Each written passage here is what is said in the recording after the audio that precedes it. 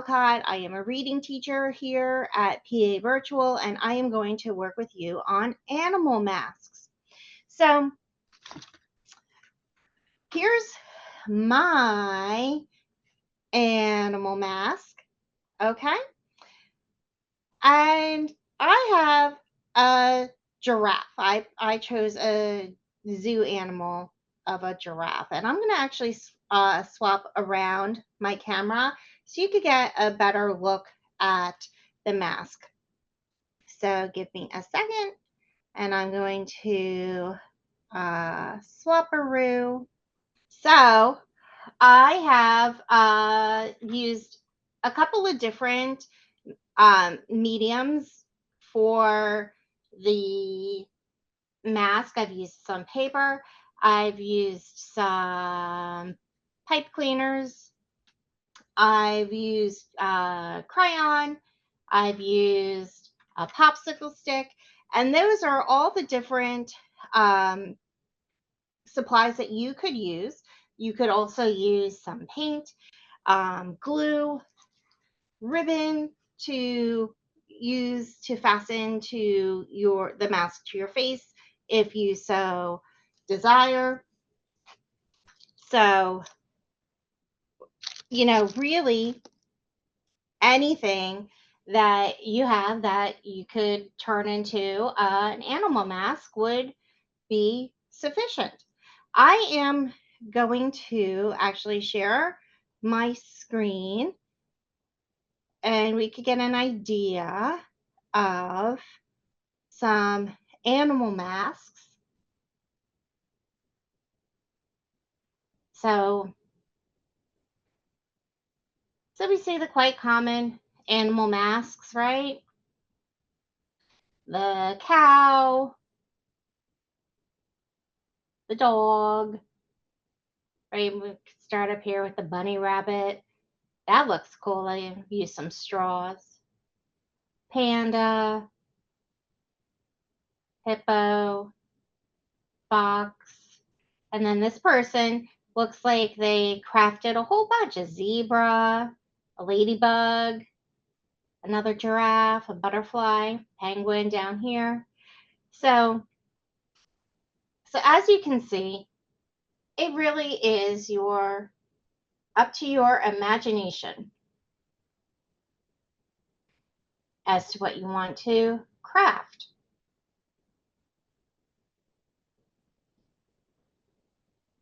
So I'm sure some of you already have some ideas about what sort of mask you would like to create.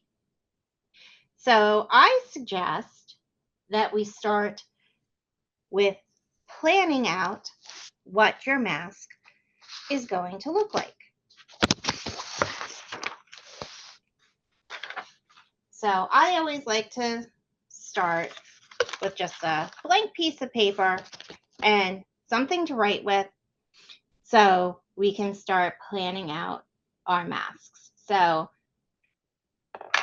if you're ready, you can give a thumbs up. All right.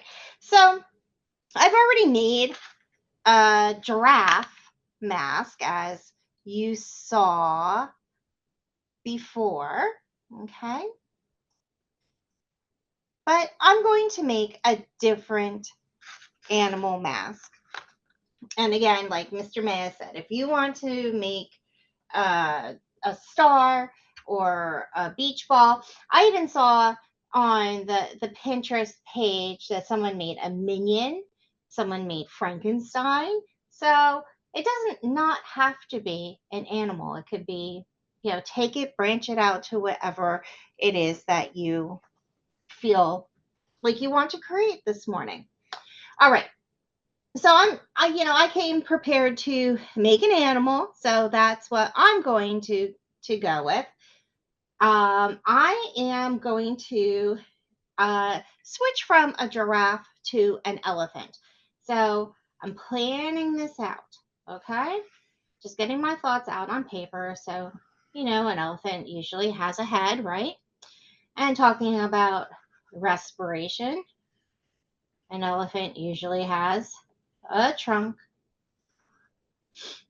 with nostrils and then some sort of a mouth, eyes, and then those big floppy ears.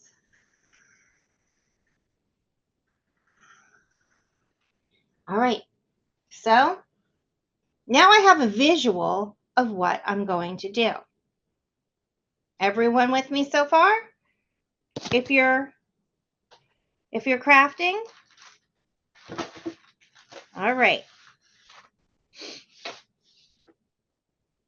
So, oh,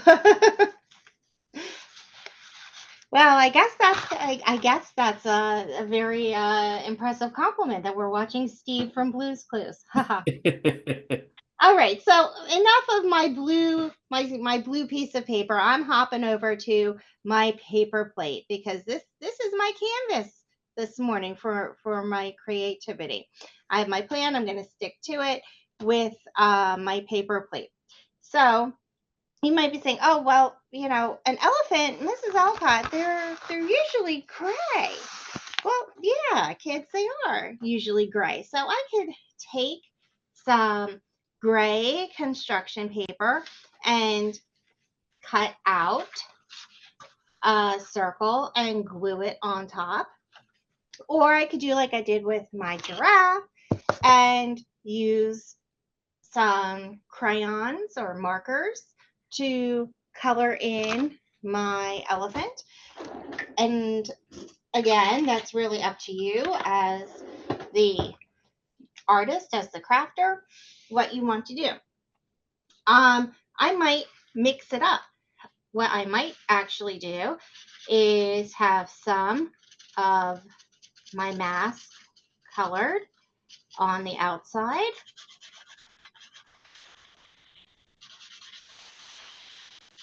And have some of my mask be the construction paper on the inside.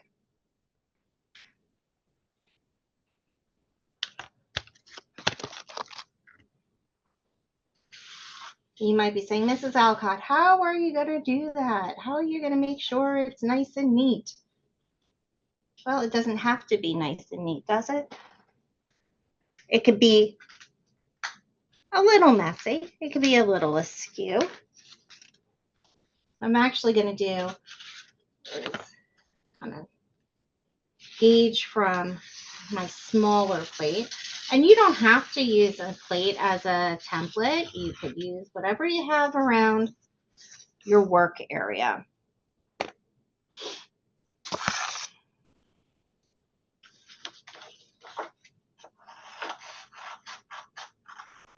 Can I show the elephant paper again? Sure.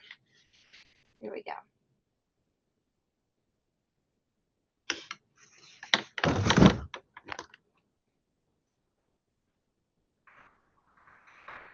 Make it a little darker.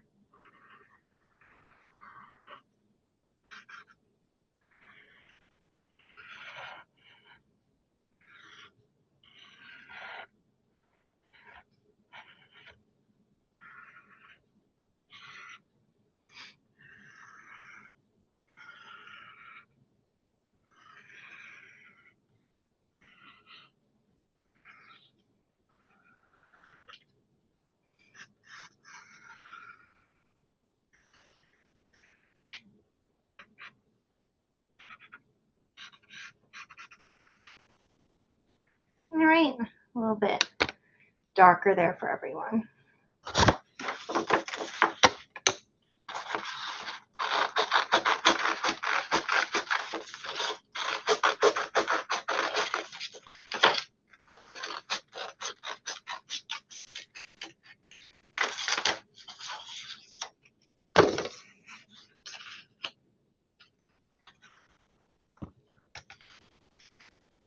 Okay, and I made my little inset. So I'm just going to glue in my construction paper inset for the face. And then It's slowly coming along.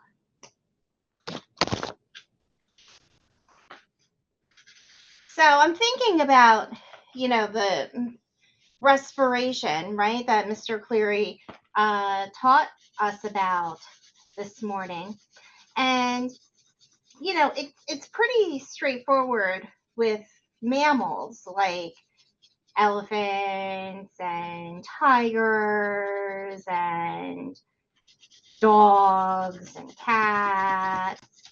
But I'm wondering about respiration with an animal that doesn't live on land. Anyone have any ideas how that process works, like with a fish or a whale or a dolphin?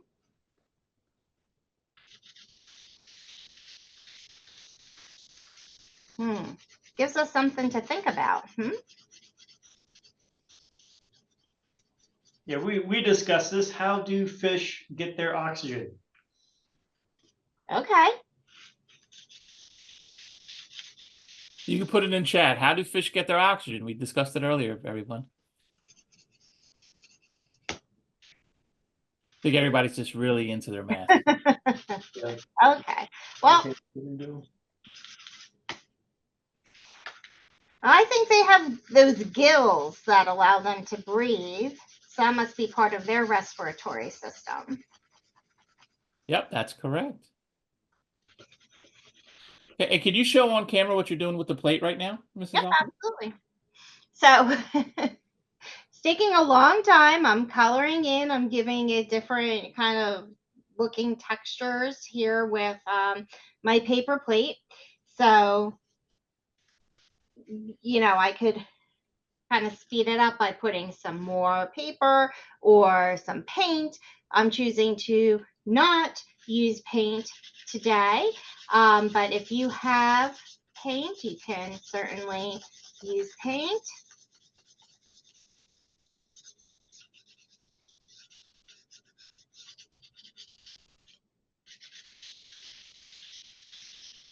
All right.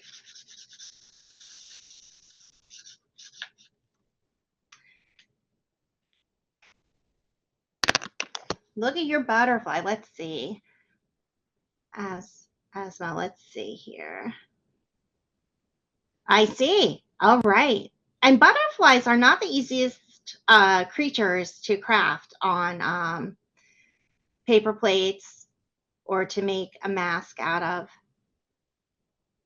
And that is really well done. That's awesome. It really is. Nice detail. All right. I'm turning this plate around a little bit. So I'm trying to decide where I want to go next.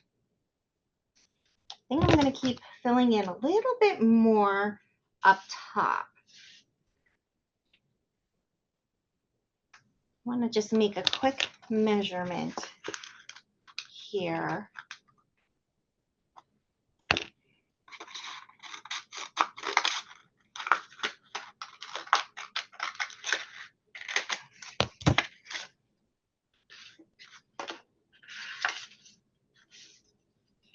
So I want to use my little paper plates, if possible, to make the floppy ear.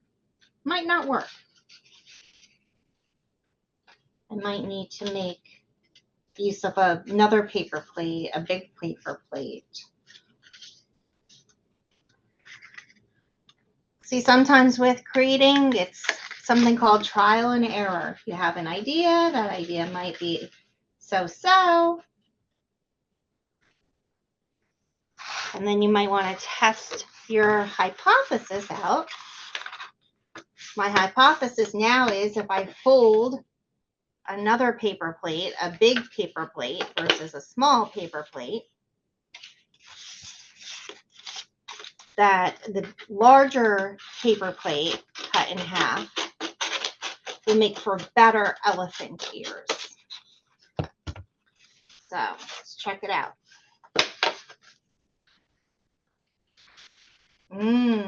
That's a floppy elephant ear. I think so. All right.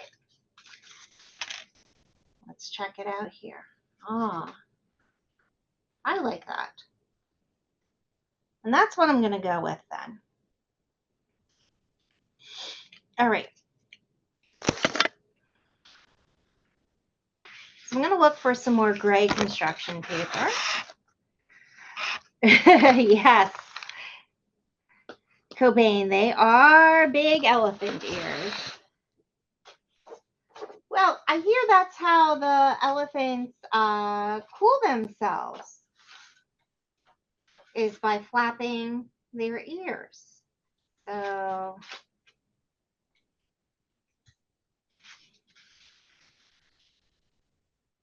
well, that'll be good. I can just do it.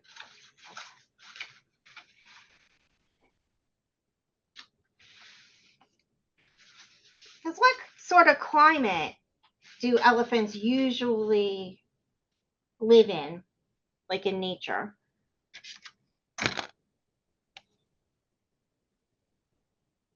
It might just be the saturation of the pixels. Okay, so Conley and Asma say like hot, like Africa. Yes, they do enjoy hot weather. That's where they their natural habitats are from.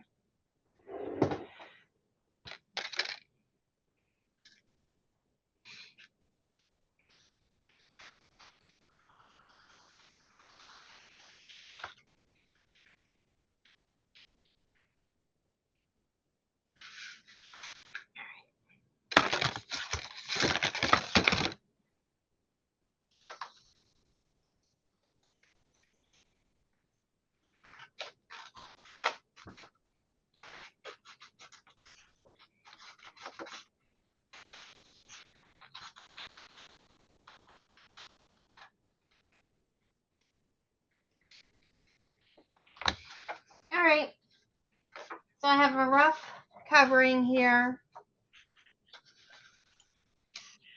Okay, Cobain, the elephant's definitely blue. Oh, this paper, yes, this is just my my planning paper. It definitely is blue, right? Because then I have my little space covering. Oh, okay, Conley. That's, yeah, this is definitely blue. It's just scrap paper that I have from another project that I didn't need at all, so I'll just reuse it as scrap paper now. All right. So, but this is definitely, this is gray on, like, right in front of me, in front of my eyes. This is gray, so it might just be pixelating a different color saturation coming on through. All right.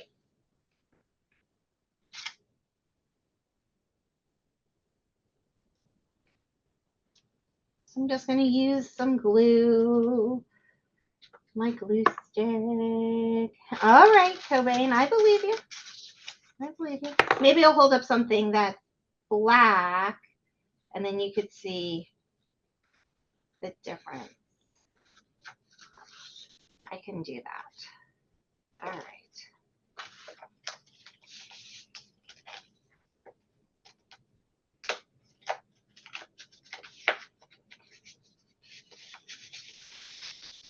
All right.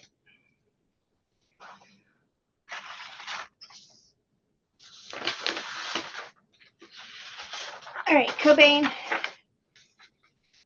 This is a black piece of construction paper I have my hand on right now. And then to contrast, I'll put the ear right there. So this is a very, very dark gray. And then this is a black.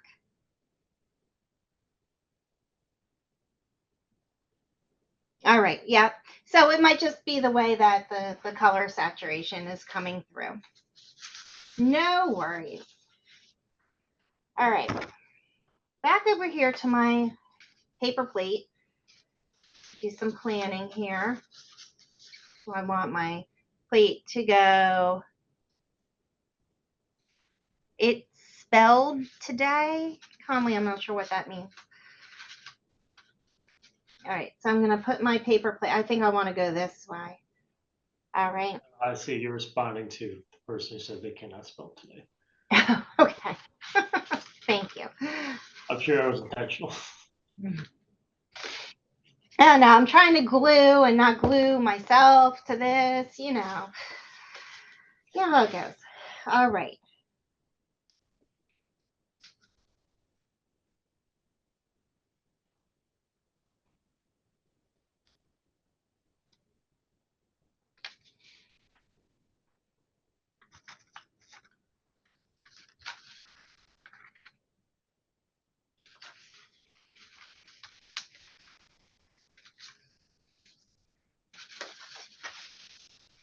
All right. I'm not going to fasten on the ears quite yet because I want to work on the rest of the face and then decide if I want my ears touching a little more, if I want them off to the side a little bit more, like what sort of an angle they're going to be at. Mrs. Alcott, you're using geometry terms. Angle, what? Yes, yes. See, all of the concepts that you learn in school come into play even when you make something as simple as a little craft. All right. You don't know geometry yet? Well, we know that a triangle has 3 angles in there, right? You know that. All right. Let's do some eyes. I'm just recycling this little paper plate piece that I used earlier. Not going to let it go to waste. Do you have tips on cutting? I am the worst at cutting. Just practice. The sharper your scissors, you might be able to make little points and like poke in, but I would get a grown-up to help you because I don't want you to stab yourself. Okay. Sometimes if you have material that's too big, cutting it down a little bit, trimming it down a little bit, and then making your cut is helpful. Also, let's say, you know, you can just trace a little bit. Let's say I want to make some more ovally eyes for my elephant today. I'm just going to take that point. Like we all have that point where our tear ducts are in our eyes, right? And make my oval like so, like a teardrop. And then I can just rotate my teardrop. All right.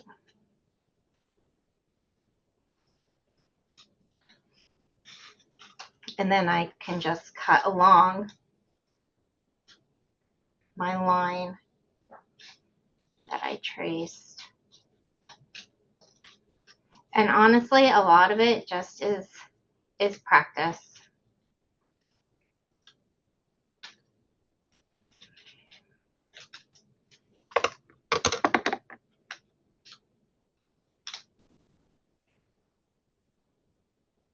Is this how people in fursuits make their masks? Oh, I can't vouch either way for that. I would not know.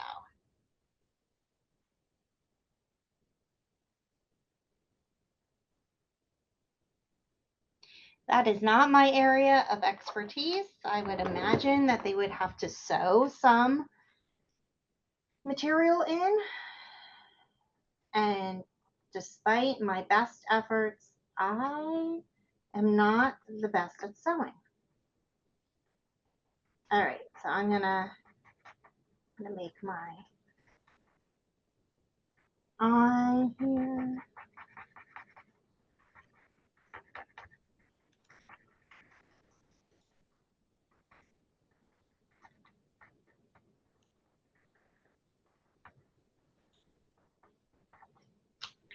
one eye.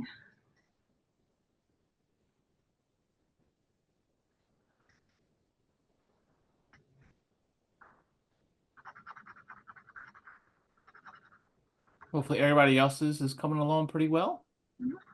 And hey, you can make this be really fun if you have googly eyes. You want to go back and put like googly eyes on, or if you have like little pom-poms, make little pom-pom eyes.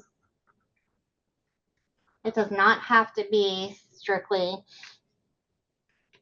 paper, glue, and marker, but I just chose things that, you know, most people would have ready at home. Right. I am happy with the eyes, so I am going to glue my eyes in.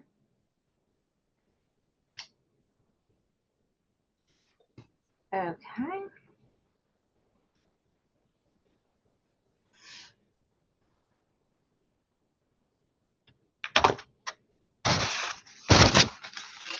Check that angle.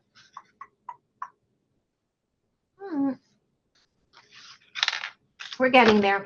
I think we need the key piece to the elephant before I can decide what I want to do finally with the ears. I think we need its trunk. All right, so I'm going to sketch out just an approximation of where the elephant's mouth is going to be, right? Since we know that animals like an elephant breathe using their mouths, breathe using their noses, right? That's all part of that respiration. We exhale out that fat. I'm going to use another piece of gray. Now, for my giraffe, I'm going to hop back over to my giraffe. I used a roll. I rolled the paper to make the giraffe's long neck. If I want to make it 3D, more 3D than I have with just the ears popping out, I can do a bit of a roll. Okay, take my paper. Okay, someone's using a big sketchbook, jumbo sketchbook. Fantastic. All right.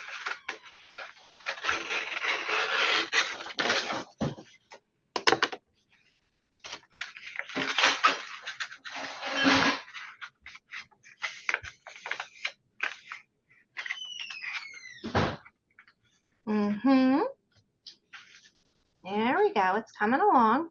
Now, these things are usually pretty flexible, right? Their trunks are usually pretty flexible, so I might roll it up a tad and get scrunched.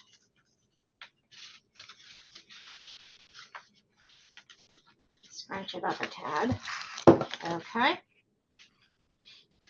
And then put some little nostrils for it to respirate, to breathe. And this thing is really long.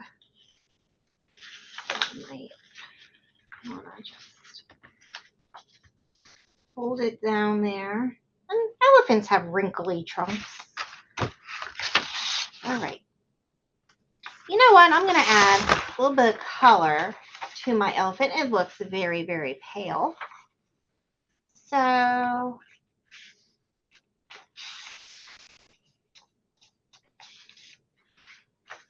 I'm going to make the nostrils be pink.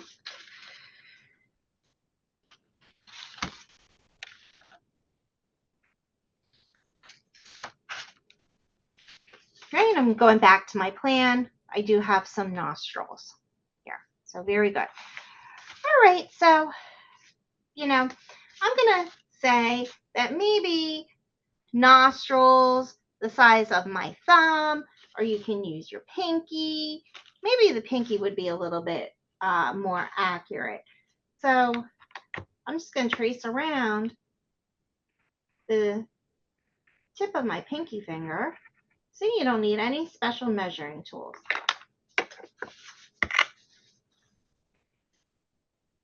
And I know for our friends who say that's tough to cut, yeah, just take away the excess. Take away the excess. Then you have just what you need to concentrate on using for cutting. I trace my pinky on the fold of the paper. Then I have a nice neat fold to trim. Boop. All right. Righty, getting back over to my elephant.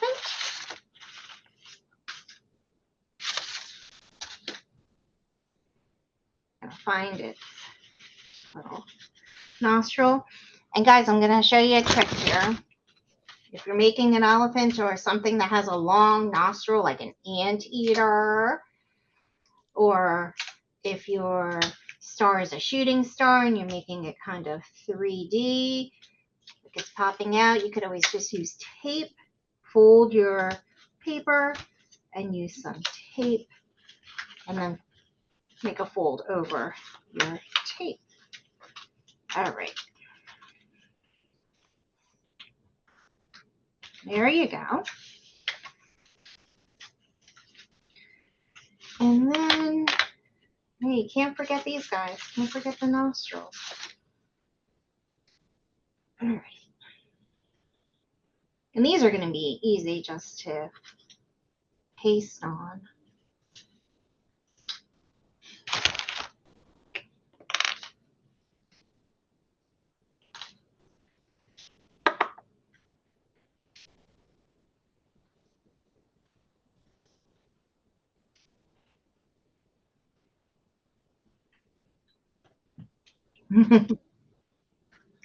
All right.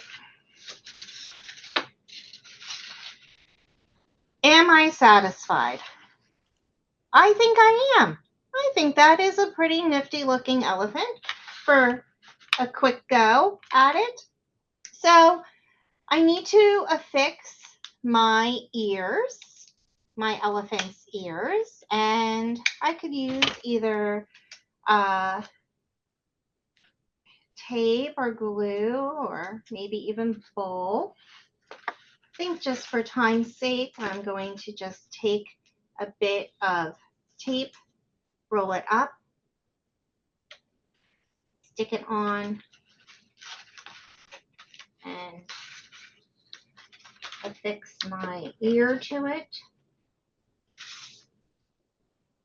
And same thing here.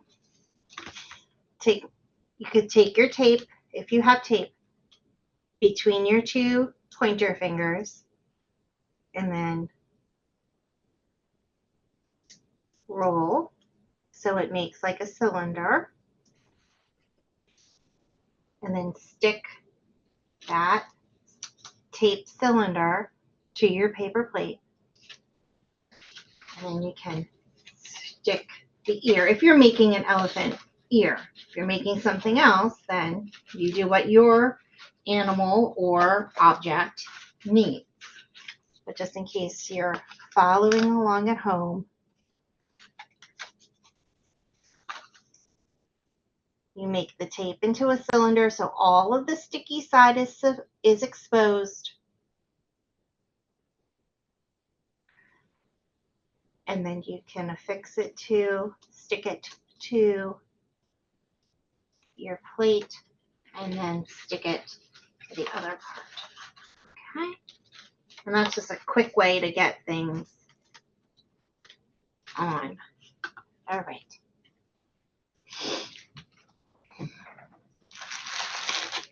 Elephant needs a mouth, right? For eating, for respirating,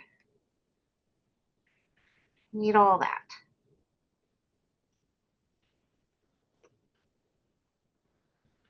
All right. That looks good.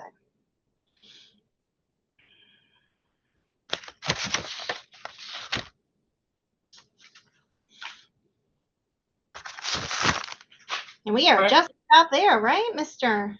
If Neo? everyone wants to show how far they've gone along with their masks, you could show on camera. And I see a few of you that they're looking good.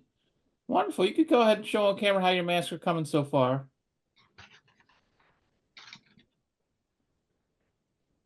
Awesome. Okay, we're almost done, y'all. Mm-hmm.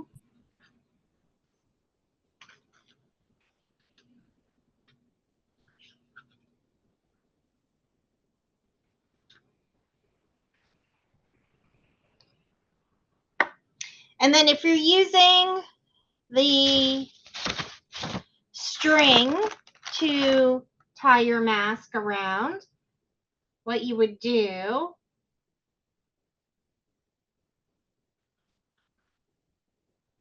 is find a place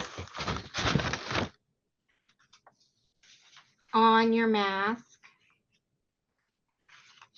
on the back side. And again, you might need a grown-up's help so you don't hurt yourself. Just poke with your pencil point. Poke a little hole through on the one side and then repeat again on the other.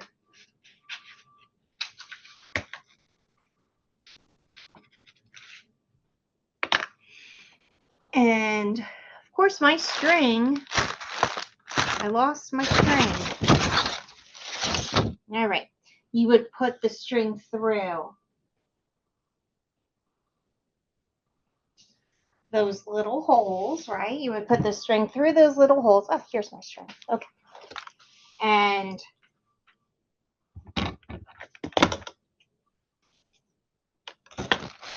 you know, cut the string to the right size for your face. I'm only going to do one side.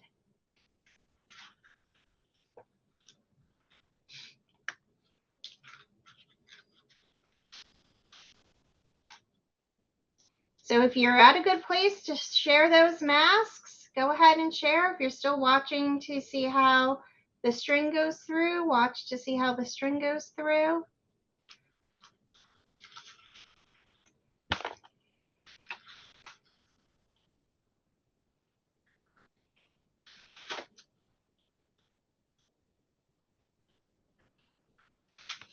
Okay.